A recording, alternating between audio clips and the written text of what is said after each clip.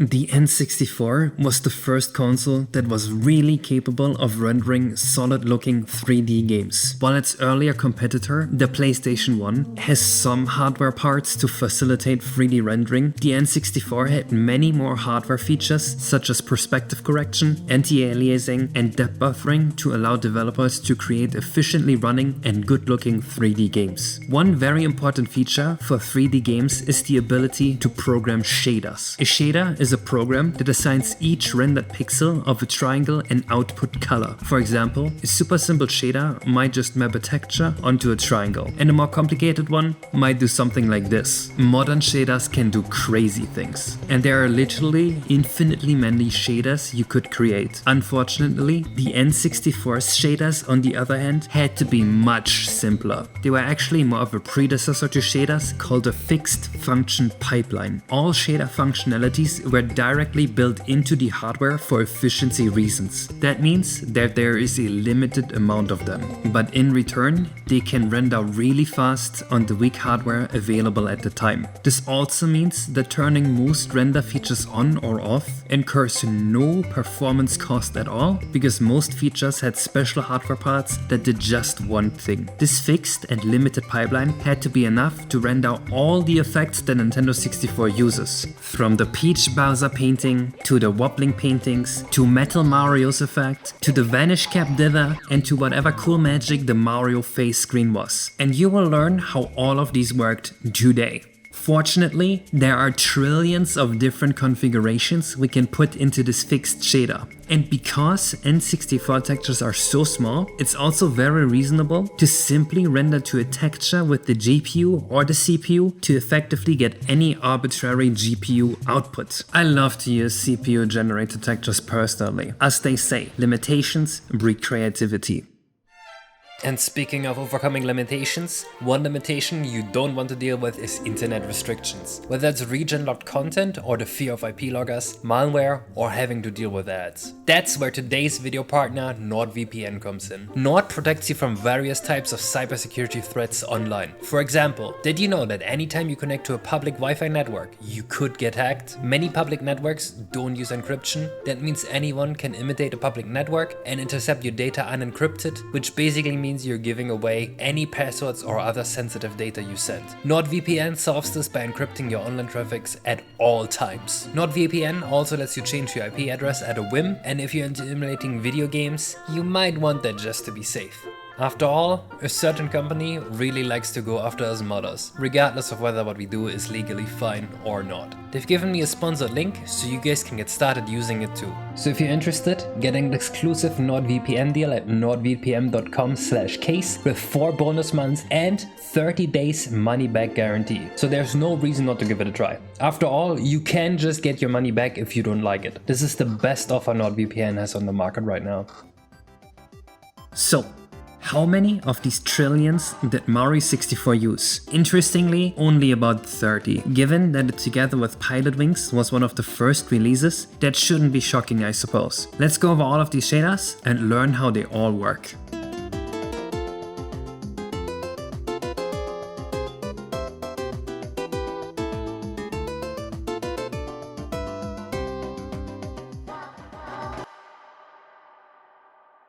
First, the standard shader across all of Mario 64 simply multiplies the texture by the brightness of the light hitting it. We can visualize the shader by looking at something we call the combiner. The combiner is described by the programming manual as the ultimate paint mixer, but it is basically just one big math formula. The formula is always A minus B multiplied by C plus D. That's the formula that's unedible and can never be changed. The math is done on the individual components of a color. Take for example yellow and gray. If you multiply yellow and gray together, the result would be dark yellow. That sounds incredibly simple and limiting at first, but don't be fooled. There are so many insanely cool things you can do with just basic math operations. Developers can pick the A, B, C and D inputs for the math operations individually. For the standard shader, we simply set A to the texture, C to the light, and both D and B to 0, giving us shade multiplied by texture for the final color output. And that's all it takes for most level triangles all around Mario 64. You may notice something about lit triangles. Their light is ever changing. This is because Mario 64 attaches the light in the entire world slightly diagonally off the camera. So that means most triangles in Mario 64 light up the most when you look at them from a slight angle. And yes, that is as insane as it sounds. In this Mushroom Kingdom, the sun always moves to where it is offset around 160 degrees behind Lucky 2's camera. I have no idea if this was a bug or intentional based off of reading the code alone, unfortunately. The light moves with the camera because Mario 64 doesn't actually move the camera around for rendering, rather it moves the level around the camera. Either way, the combiner also has an alpha output. This works exactly like the color output, letting you input A, B, C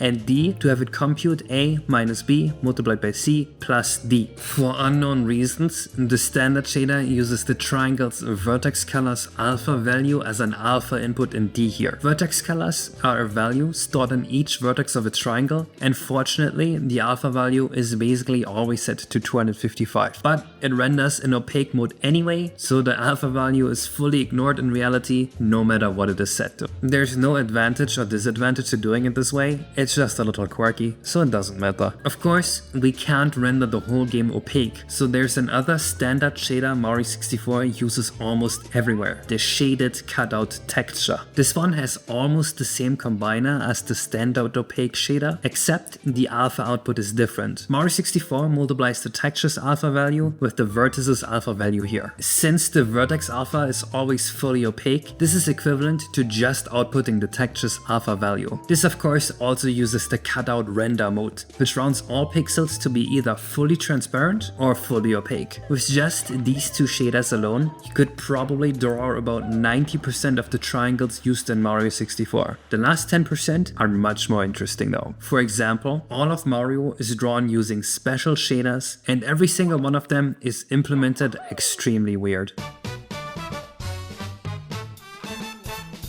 The simplest shader on Mario is the one used for all of his limbs. These simply output in the light color as the triangle color. Now your first thought may be, how could this possibly be true? He is clearly blue and the light in this game is white. And that is a fair point. But consider this, every shader on Mario's body has its own light source associated with it that completely replaces the standard light in the world. His body parts are practically fully white with a colored light shined at it. This looks equivalent to a colored body with a white light shined onto it, so it does work out. Still, super weird way of implementing it.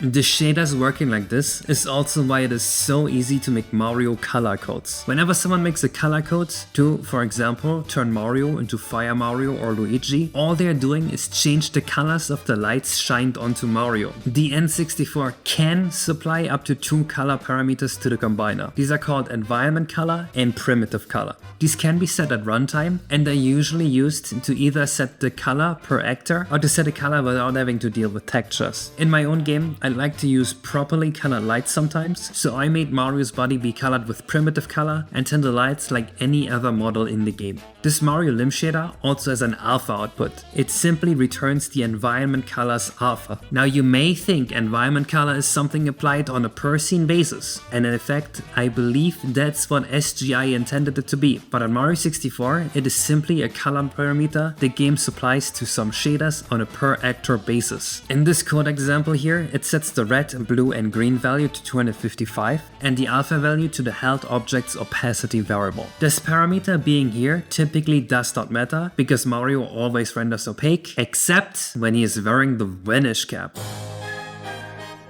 The vanish cap functions with a render setting called alpha compare. Alpha compare is the feature used to render textures with an alpha layer. Usually, with alpha compare, any pixel with less than 50% opacity is not rendered, and any pixel with more than that is rendered. The vanish cap effect sets the alpha compare from the default setting to a dither setting. This dither setting applies a somewhat random pattern where the alpha intensity just decides the probability of a pixel being transparent or not. This makes the vanish cap look kind of like a CRT pattern alpha-wise, and it lets them use the environment color alpha parameter to decide how often pixels should show. This is also useful for fading warps, where it looks like Mario is disintegrating and then reappearing. Moving on to the next shader, one of the most complicated combiners in the game is used on Mario's face. The math for this one looks a bit confusing at first, but let's take a step back to think about what this math actually means, and you'll realize it's pretty simple. When the texture is fully opaque, that means if text 0 alpha is 1, we simply get texel 0 minus shade plus shade, which is equal to texel 0. So it simply draws the texture where it's opaque. When the texture is fully transparent and text 0 alpha is 0, we simply get texel 0 multiplied by 0 minus shade multiplied by 0 plus shade, which is equal to shade. So it simply reflects the light's color. And because they use a texture format on Mario's eyes that simply cannot represent alpha values other than 0 or 1, this is all the cases we have to worry about. As you may have guessed, they once again used a fully skin-colored light on Mario's face. I'll be honest, I really dislike this shader. It has two characteristics that make it a lot uglier than the standard shader Nintendo has used literally everywhere else. First, the texture does not reflect light anymore. That means unlike his face, if he's facing away from the camera, his facial features do not get darker. And if you try to darken Mario's face, his face gets darker and his eyes glow in the dark. Second, most textures on the N64 only have a 1-bit alpha channel, including the ones used on his face. That means his face can only ever have exactly the skin's color or exactly the texture's color. That means it is not possible to anti-alias the texture smoothly at all. It would have been much better to have smooth edges around the eyes that blend into the skin color. That way, you'd get smoothened edges on the eyes instead of the harsh staircase steps you can see all around them. Regardless of that, just like the limb shader, this shader has the environment color alpha as an alpha input / output, and the vanish cap effects work just like before. Interesting tidbit, there's also a version of the shader that does not have environment color alpha as an input hidden deep inside Mario 64's ROM, but it is never used in-game. This one uses the vertex colors alpha as an input / output. That shader is used on an unused cap model for Mario. I've replaced Mario's head with this unused cap model so you can take a look at it. It seems to be just a duplicate of the head Mario drops when the snowman blows him. We've talked about the vanish cap effect, but of course we also need to talk about the metal cap effect. Let's start with the combiner because it's simple and familiar and cozy. The combiner simply returns the texture as an output and again uses the environment color alpha to enable the vanish cap effect if that one is activated. This can actually happen in game in dire docks. I suppose they didn't feel the need to have light on this body because the texture is already reflective by itself. What's different about the metal cap effect is that it uses a special geometry mode setting called G Texture Gen that generates the texture coordinates from the camera angle and the direction the vertices are pointing at, giving the illusion of having the level be reflected from the triangles.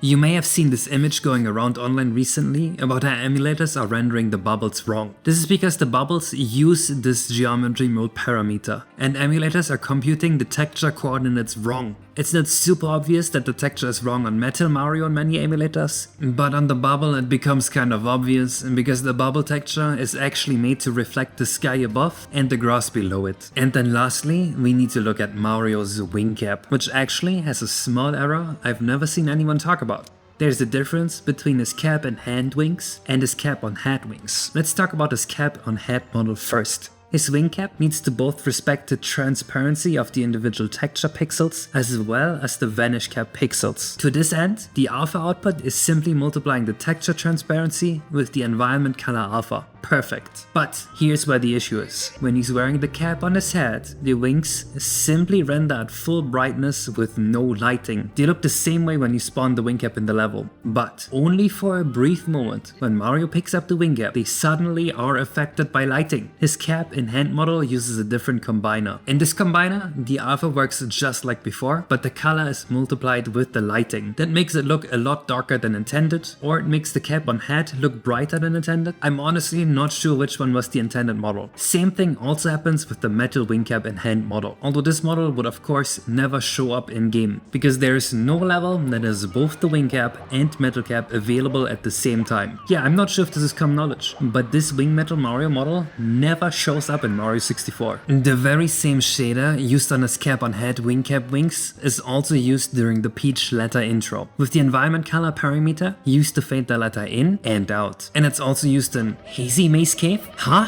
I was very surprised by this, because I've never perceived this, but there are these crossed flame sheets all over Hazy Maze Cave. They are rendered with this shader and environment color alpha always set to 50% over the normal Mario 64 flames. Somehow, I've never realized these were there, and I've also never seen anyone talk about them. Insane that I missed this all along. But that's it for Mario. One day I'll make a video explaining my updated Mario models shaders, so stay tuned for that. I actually found ways to render most of this cheaper and with higher fidelity.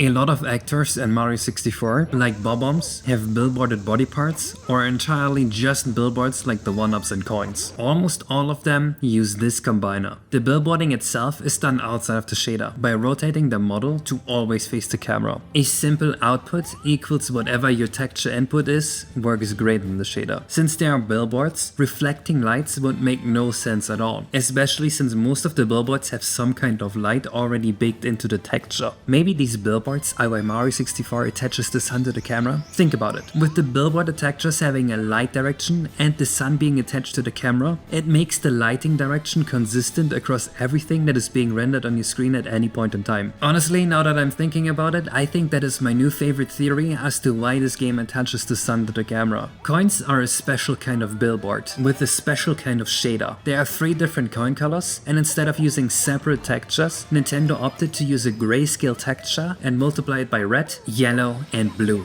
For that, they used the texture multiplied by shade combiner, which is something we've seen before for the standard alpha cutout shader. But the coins make one change. They added the G lighting geometry mode flag. As the name implies, this edits the lighting. Instead of using the lighting from the world and having the triangle light up with the world light, they store the light colors in the vertices of a model and use that as a light. This color is over where the direction of a vertex would otherwise be stored in the vertex structure. So if you wanted to use this mode with something like metal cap effect, you would be out of luck. You can't get both directions and color at the same time with Mario 64's graphical microcode. This is actually completely unsupported in all commercial games, and only recently has been made widely available by F3DX3, a modern microcode for the N64 that Sauron is developing using some really cool math tricks. Either way, with vertex colors turned on, they then simply have 3 sets of vertices with red, blue, and yellow vertex colors stored in them, and use those to render colored coins. This has a big disadvantage, of course, because it means the brightest color on the coin can be pure red,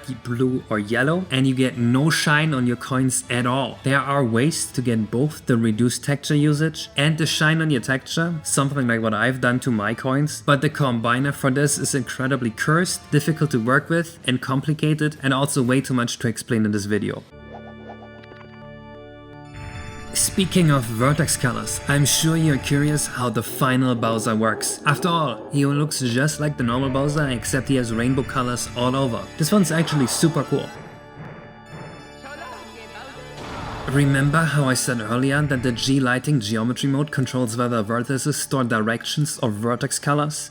Just to give you an intuitive sense of how this works, you've probably seen a normal map texture before. This texture is exactly what it looks like when you interpret directions as red, green, and blue values. And this is what a sphere's normals with the same interpretation would look like. Well, what if you just turned off G lighting and then just interpreted the vertex directions as though they were vertex colors? Exactly, you get Rainbow Bowser. That is how Nintendo did this. All of Bowser's shaders are simply preserved as is, with the only change being that the geometry mode to interpret vertex data as directions is turned off. You can easily apply this type of effect over a majority of the game, giving you these trippy visuals. Notice how Mario is purely colors, almost like the sphere we looked at before? That is because, as we've mentioned before, he was white with colored lights applied. Now that he no longer has lights applied, his colors are completely matching his vertex normal vectors. Super cool how clearly you can see them now. Another type of shader can be seen with transparent billboarded cutouts and Bowser's jump shockwaves. Transparent billboards use the same combiner as the transparent head and hand wing cap, but they render in transparent mode instead of cutout mode, and they don't use dithering. Almost all the transparent textures like this in Mario 64 64 used this combiner setting here, and you can see that in a few levels like Rainbow Road or Disposer Door and Dire Dogs 2. Oddly enough, there's just one texture in the game that does this render a little different, and that's the smoke that spawns from Bowser's bombs. It uses this combiner. Looks familiar? Well, it's the same as the previous one, just with these two values flipped.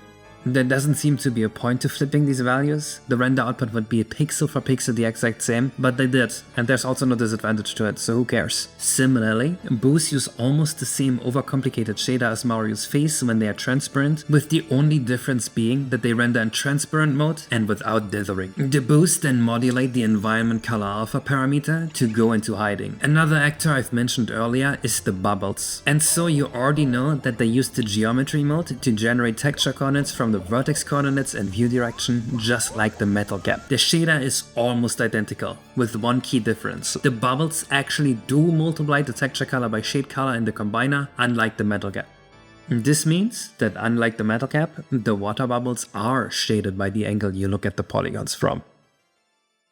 On the opposite side, there are a few 3D rendered actors that have chunks of unshaded polygons. We've already talked about Mario's wing cap wings, but there's also the bully, the Koopa flag, and almost all of the deep sea fish. These simply output the texture in the combiner. That kinda makes sense for the bully horns, because the texture has some sort of baked in light, and I can also see the vision for the unagi, the shark, and the manta ray, because they all kinda have a texture that looks like it's got some light from the top baked in, and I think I know why it's not on the Koopa flag. You can see it wave back and forth. Had they enabled shading here, without being able to correct the vertex direction normals at each bending point, they would end up having harsh cuts wherever the polygons bend on the flag. And you can actually see this exact effect happening on the castle flags outside the castle. So this is probably why? I am not sure. It is a fixable issue, and I have done this fix in a hex editor on my algae pieces for my underwater levels before, but I imagine with their primitive tools back then, they did not manage to fix it, and I doubt anyone at Nintendo's team wanted to implement this kind of thing in the hex editor. Another slight modification to an existing shader is done via the backface culling and frontface culling geometry modes. Backface culling is a 3D rendering term that refers to whether the backside of a polygon should be rendered or not, and frontface culling is its front-facing counterpart. This has to be used for Mirror Mario. After all, when you mirror an object, all the triangles are going to be inverted. By culling the front faces instead of the back faces, you can practically uninvert that. This mode is also used for the chain chomp's teeth without disabling front face culling. This lets them draw the teeth from both the front and the back with just one triangle. Similarly, butterflies use this modification on the Billboard texture shader to render both sides of the wings without doubling up on the triangles. And now the last actor related shader we need to talk about is for shadows.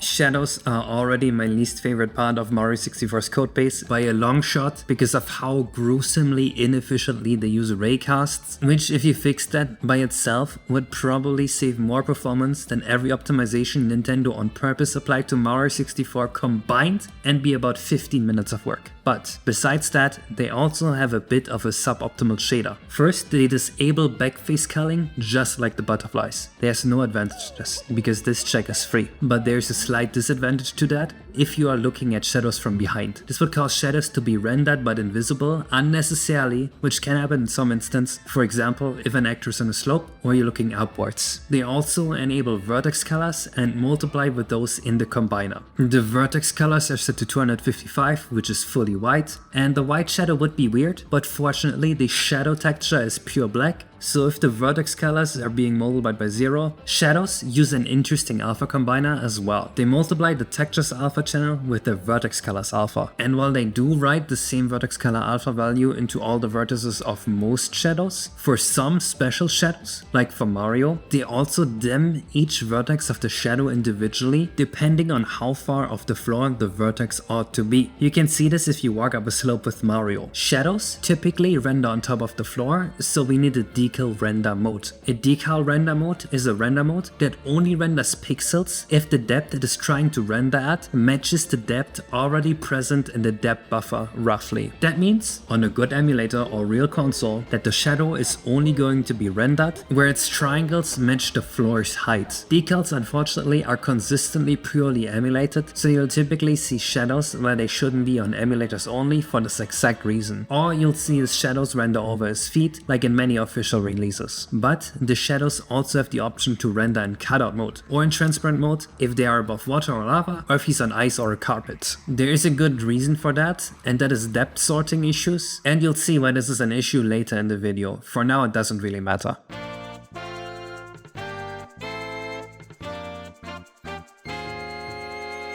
Moving on to the UI. The text font multiplies the texture color, which is pure white, with an environment color parameter. This technically allows the developers to color in the text, but as far as I've seen, it's only ever used to make the text either fully white or fully black. Similarly, it also has the same setup for the alpha output. This is used to fade the text in and out in a few spots. Related to that, the text boxes and pause menus background is not too different from this. Also yes, those two are the exact same 3D models if you have not noticed while you played the game. The background uses vertex colors that are all white and multiply those with the environment color. This is basically the same as just passing the environment color along, which is usually set to white or black depending on which color they want for the text box. The same thing happens on the alpha side, where it multiplies environment alpha with a fully opaque vertex alpha, effectively just passing that environment alpha value along to the render. The warp transitions are straightforward too. They render one filled region and one unfilled region. First,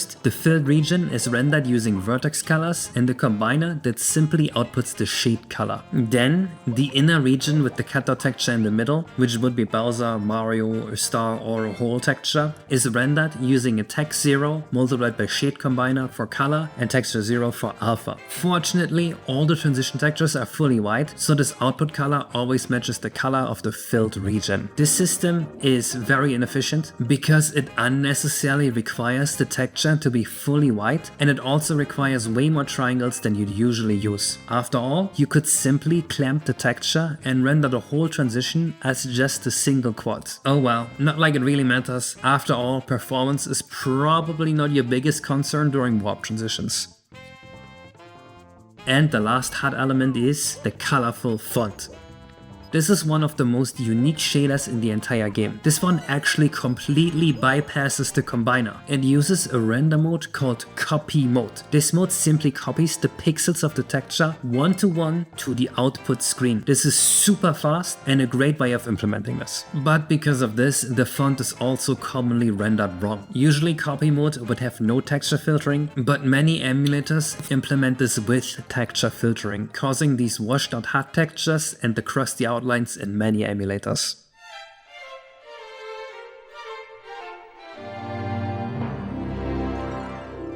Moving on to this cool piece of tech. The Mario screen was programmed by Goddard and he did some really cool stuff. He's apparently the first person foreign to Japan to work at Nintendo, and it's clear why he was offered that position. The stuff he did back then was way ahead of what the rest of Nintendo did on Mario 64. Given that, it's only natural that he would use a couple different methods from Nintendo while working on his contribution to the game, the Mario screen. For example, he has this whole render state init function completely separate from the rest of the game. Let's compare this to how the rest of the game sets up the renderer state. The settings are all almost the same, but there's one key difference in what's being done. Goddard's settings are all done via a display list that is written before the game boots, whereas the rest of the game's set comments are written every single frame at runtime, which is pretty damn slow and costs at least 3 times as much memory. Of course, both are pretty cheap, but comparatively speaking, his is at least 3 times faster. Unfortunately, the game never uses this routine, despite it being so much faster. Unlucky. The first new shader we see here is used on these colored sparkles. Just like I said earlier, trim is the intended way of coloring in a triangle, and that's exactly how it is handled here. We've seen many combiners similar to this in the main game, but they all use environment color. There's practically no difference between the two except for the name, so which one you use really just comes down to personal preference. I wouldn't be surprised if environment color just translated weirdly into Japanese, and if that's the reason the main game uses that one instead of primitive color, or if this was otherwise lost in translation. Another really cool shader on Mario's face is for the reflective part of his face. This one is probably the most complicated shader in all of Super Mario 64, so let's take a closer look. First, look at the texture it's used with. It's just a white dot in a black void. Then, the color combiner. On black pixels, we get prim minus shade multiplied by 0 plus shade, which is equal to shade in the color input. This is just like his face texture earlier, in that those types of pixels all just return the light color. Here's a render of how he would look like if his texture was fully black. You can see all the highlights missing, so that gives us a hint at what the white dot is doing. Let's look at the white pixels. In those we get prim minus shade multiplied by 1 plus shade, which is equal to prim. With the primitive color always set to white during all of Mario's face render here, this results in these nice white highlights all over Mario's face. But there's even more to it than just that mechanic. You can see the highlight move. There are two parts to this. First, this is done with an environment map texture effect, the same way the metal cap would work. I also like to use this trick to make my stuff look shiny and reflective. But just having the light reflected from one direction was not enough for Goddard. The highlight additionally follows the stars around. This is done by moving the texture around. I know, shocking. The shader is simply rendering the texture so offset that it looks as though it was following the star's light. But even that is not all. The Goddard screen can render multiple lights onto Mario's face at the same time. This happens whenever the stars move around Mario's screen. Some of these lights are even colored. The game is actually perfectly capable of rendering multiple light sources at the same time. It just never does that outside the screen here. It does make Mario's skin tone look a little weird at some points, but it's absolutely worth it for the effect. Like I said, the shader may be limited, but you can still get insanely creative with it and do many really cool things. It is kind of odd seeing the contrast between what a then 25-year-old Giles Goddard has programmed to what the entire rest of the team was doing on the game. But with that, we've covered all the gameplay systems, actors and little bips on blobs flying around the game.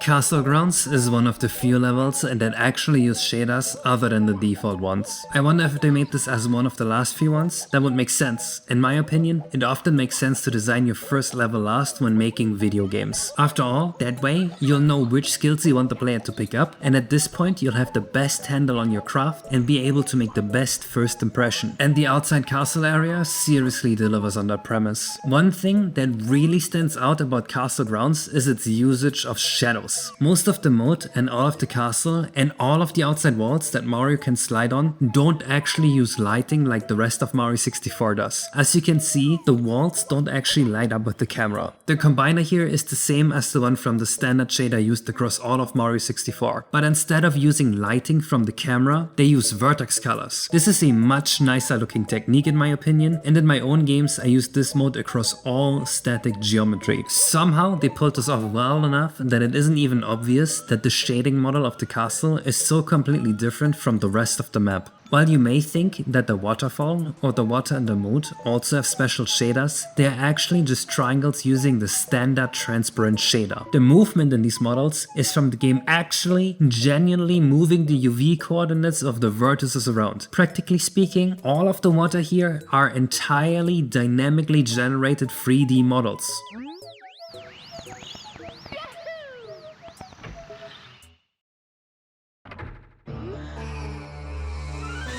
Moving on to the inside of the castle, we encounter some really interesting stuff. First thing that comes to mind is the Peach Bowser painting. This painting here smoothly transitions between Peach's portrait and Bowser's portrait as you approach it. This is done via a level of detail functionality. It is a bit crazy. To understand this one, we need to go beyond our usual math formula. So far, everything apart from the hut that we've seen uses something called the one cycle mode. In one cycle mode, the combiner's formula runs exactly once, and that's what you'll have to forward to the rest of the renderer. In two cycle mode, you instead get to run the combiner twice, and you even get access to rendering with two textures at the same time, and the output output of the first cycle can be fed into the math equation in the second cycle. You would think this is about twice as expensive, but it's actually around 5% cheaper under the right conditions, but also about 30% more expensive under bad conditions. Why, when, and how that works is outside of the scope of the video, and I'm honestly not even sure why this is myself fully. Just rest assured that the Peach Bowser painting is always the case where it is cheaper to render in 2-cycle mode, since being in 2-cycle mode allows the renderer to process 2 textures at the same time. That is likely the only reason this Peach Bowser painting is rendered in 2-cycle mode. Looking at the combiner, the second cycle doesn't actually do anything. It just passes the combined color onto the final output, meaning only the first cycle matters here. Okay, so the first cycle is obviously a little crazy. Lot fraction, what does that even do? The N64 has a texture level of detail functionality, also known as MIP mapping. The higher the texel density, the higher the lot fraction will be. By walking towards the painting, the texel density decreases and the Bowser painting slowly becomes visible. Fun fact, going closer to the painting is not the only way to increase the texel density. Another way to do so is to look at it from an angle. That means if you look at Peach Bowser's painting from a slight angle like so, you will see Bowser long before getting close to it. Because of that, for this effect to work well, you'd absolutely need a thin long corridor such as the castle has here, because otherwise you would naturally turn the camera and it would ruin the effect. Although, to be honest, it would have been so much easier and more consistent and less tricky to pull off this effect had they just used environment color alpha to fade these images into each other like they do literally everywhere else in the game. Oh well.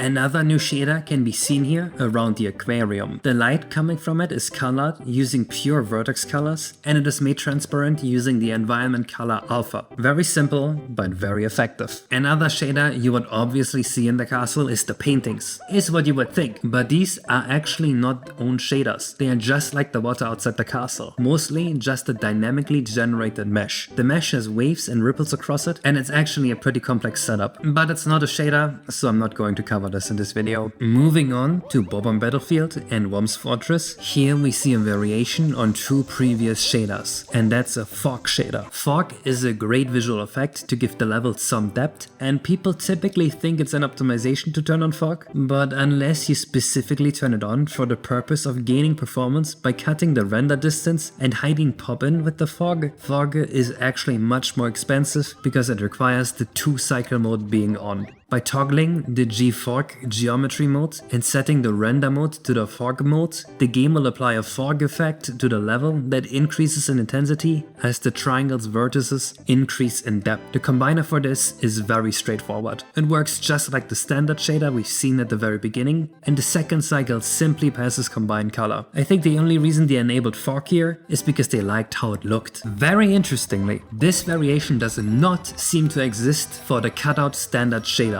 That means that all cutout textures and levels with fog don't reflect the light like the rest of Mario 64 does. I've never noticed it before, but now that I know, all those textures do look pretty out of place to me. Instead, they seem to use only unshaded foggy cutouts. They simply pass texture 0 into the combiner without multiplying by shape. You can see this around the metal bars on Bob-omb Battlefield or around the meshes in Hazy Maze Cave, and you will commonly find it for things like Swoop the Bat's wings as well. One thing that's noteworthy about fog is that using it means you can no longer use vertex alpha. The fog render mode writes the fog intensity into the shade alpha value to later use it in the process of rendering fog, so vertex alpha would get destroyed. This should be fine because Mario 64 never uses shade alpha meaningfully anyway, but as we've seen with some earlier shaders, it has been used as an input sometimes, so I would not be surprised if there was at least one instance of this in the game being an issue, but I haven't seen this anywhere yet, so maybe it is all fine. Jolly Roger Bay amps this fog up to 11 and is not just the fog shaders, it also has an entire semi-transparent fog plane over its entire water. This is extremely expensive to render and is the main reason why this level has such poor frame rates. Interestingly, this fog only exists until you collect the first star, so I wonder if they wanted the fog to leave a first impression and then quietly remove it to get rid of the lag during the second star. This is nothing new though,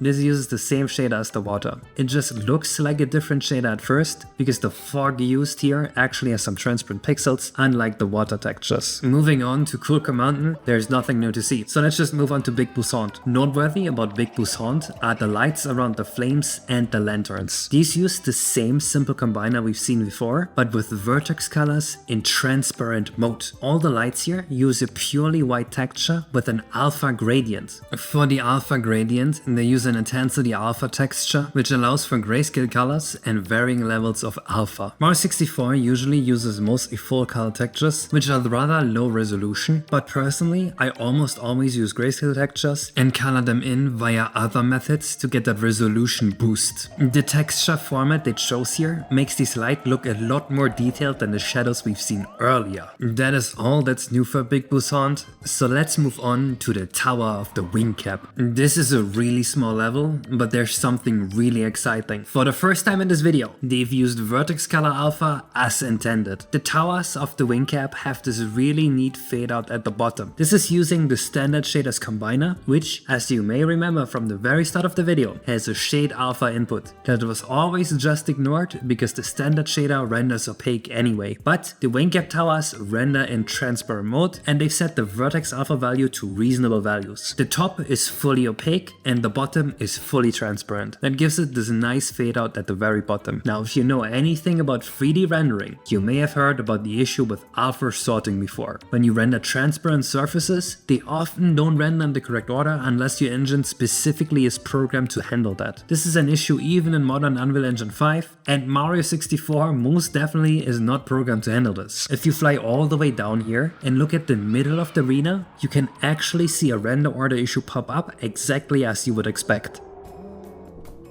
Another new shader appears in the secret aquarium, and they did something surprisingly creative with that. Tinted windows. Their combiner is super simple. These shaders are simply rendered transparent and with vertex colors instead of lights. The windows are each tinted black, green, blue, and light blue, and are each rendered with about 25% alpha via vertex alpha. This makes the windows look tinted, and that makes it look like the skybox is colored differently out of each one of those 4 windows. That's all, and unfortunately, Peach's Slide and Bowser's First Course have nothing new to show us either. But noteworthy in Bowser's first level are these platforms here. They are lit via vertex colors, which is a nice way to make the underside look dark. It does look weird if you tilt them really far though. The walls around them are also all vertex colored instead of lit. Also, as a side note, but something silly you can see in Bowser's first level is that Mario 64's engine is kind of built to on purpose introduce Z ordering issues because they are rendering transparent decals after rendering transparent surfaces. That means whenever you stand behind a transparent triangle, Mario's shadow sticks through it, and it's super obvious at these crystals here in the Bowser level. The next level to look at would be Hazy Maze Cave, but to get there, we have to enter this pool here with an interesting shader. Well, or maybe not. This is obviously just using the Metal Mario shader again. There's not much new to learn about Hazy Maze Cave. It's got some nice decal lights, it has got the fog planes from Jolly Roger Bay, and strangely enough, this patch of grass here is a decal. Why? I'm not sure. Maybe to avoid subdividing the floor below it. It does save a couple triangles to make this a decal, but it also duplicates the overdraw, so any potential performance benefit from that would be offset by the extra triangles and the extra texture load to draw this on the decal layer. Of course, within Hazy Maze Cave is also the metal cap stage. They have these metal crystals that look a little different from Mario's metal cap. After all, they flicker a lot more than Mario and look, well, crystally. But there's a clever trick here. Remember how the texture coordinates on Metal Mario are computed from the vertex directions and the camera direction? Well, what if you made all 3 vertices on a triangle point in the same direction? You would get the same piece of the texture across the whole triangle instead of multiple pixels. And that is exactly what's done here. If you did this to Metal Mario, you would get a very similar effect. Okay, actually I should mention, there's a neat little optimization they allowed for in Mario 64's microcode. There's the G Shading Smooth geometry mode that you can disable to disable smooth shading. This is a very minor optimization for data throughput, but does not affect what the shader does otherwise. They use this in a few other instances elsewhere in the game as well. So while these look like very different shaders, they're actually essentially the same. Moving on to Lethal Lava Land. You may be fooled into thinking that the platforms here have some kind of shader to turn red near the lava lava, but no, the color is all part of the textures here, so there's nothing interesting to talk about besides that. The lava is also kind of interesting. The entire level's floor is only rendered with about 80% transparency, and if you stand at the edge here, you can kind of see the yellow of the background leaking through it. This partial transparency lets platforms appear to sink into the lava. Other than that neat little factoid, this is exactly the same shader as standard water. And honestly, at this point, we've covered almost every shader. Shifting Sandland has nothing new. The only neat thing I can point out here is this vertex colored iRock room, and the same is true for Dire Docks. Bowser 2 has all the same mannerisms as Lether Lava Land, Vanish Cap, Snowman's Land, Wet Dry World, Tall Mountain, Tiny Huge Island, Tick-Tock Clock, Rainbow Ride. Throughout all of these levels, there are no new shaders. I was a bit surprised to find that both Tick-Tock Clock and Rainbow Ride seem to have no new shaders, but I suppose the fog effects and transparency the game introduced earlier were enough to make these concepts work well enough. This shouldn't be too much of a surprise, as Bowser 2 is very similar to Lether Lava Land. Vanish Cap and Wet Dry World are kinda arbitrary playgrounds. Snowman's Land is very similar to Coolco Mountain, and Tall Mountain and Tiny Huge Island. Both are more or less a basic mountain similar to geometries we've seen previously in Worm's Fortress and Bob-omb Battlefield. And with that, we've covered every single shader in Super Mario 64. What a journey. Interesting that you can make a whole game with so few shaders. And it's even less if we don't count in the Mario head screen, because that's kind of separate anyway. And even less if we don't count those that are duplicates in terms of functionality, but not in terms of code. Either way, I hope you had fun, and I'll see you in the next video.